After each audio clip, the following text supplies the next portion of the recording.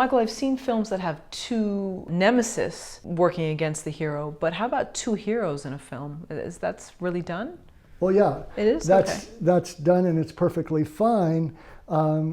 It's primarily done in two kinds of movies. Buddy movies and love stories or romantic comedies. I guess that's three kinds.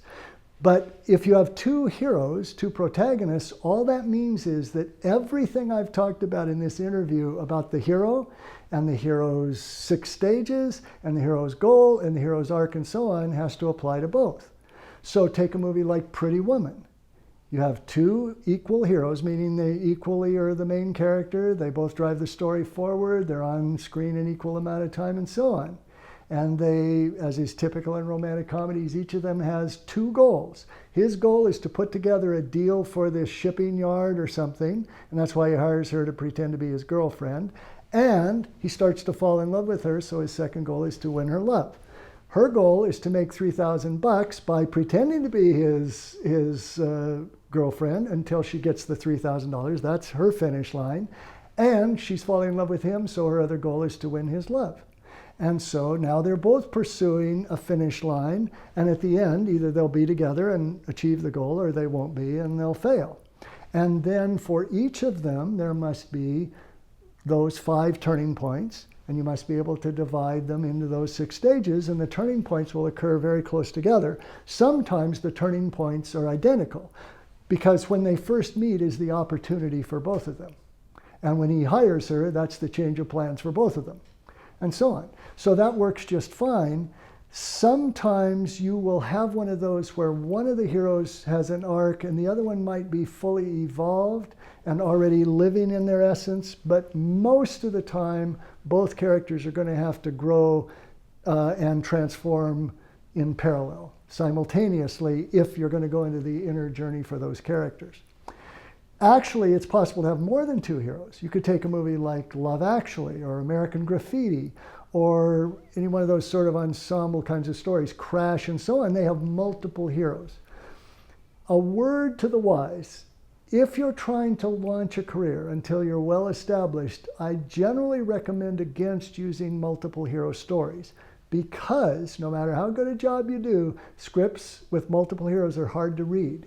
Because when we meet them on the screen, no one's going to confuse in Crash Sandra Bullock with whoever it is, Don Cheadle, or whoever else might be in it. But it's very easy to confuse a character named Mary with a character named Susan, and we have to keep 7 or 8 heroes straight just by their names on the page. And it's also very complex, because you've got to carry 7 different heroes through all 6 stages and give them equal time and have them all weave together. That's usually something for later in your career, at least after you've gotten something produced or had some scripts sold, unless you pitch the story and somebody will pay you to do it. But it's a tough kind of script to write just because of the mechanics of it, let alone because of the artistry involved in combining them. But a 2-hero story is very commercial and is fine to pursue. Does the hero have to be human? Can it be a place? Can it be an animal? I mean, barring animation, but can it be a place?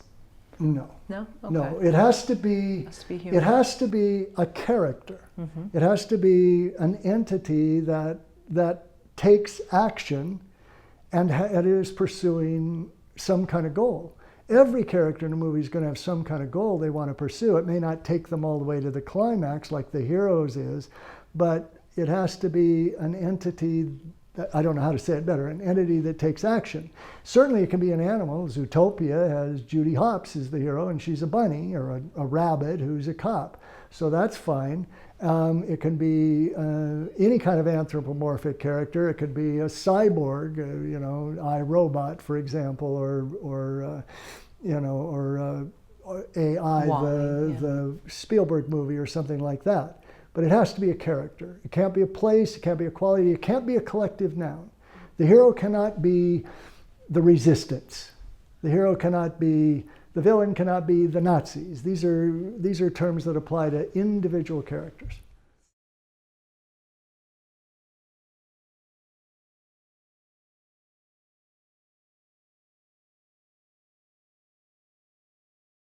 Take Stephen King's Christine in the film about the car. Well, the car wouldn't be the hero of that movie. It would be whoever that kid was that was driving it. trying to Okay. stop Christine, Okay. or I don't remember that movie Right. at Okay. all, We can scratch or whatever. that. But if you don't want to scratch it, Christine okay. would be an anthropomorphic character Oh, okay. Okay. because it takes action. Sure. We don't know it what was rolls and talks or whatever you'd say. So you could consider it a character, yeah. Or even Kit in Knight Rider. I know we're talking about television here, but Kit was a car that. We're not only talking about television, we're talking about bad television and bad cinema.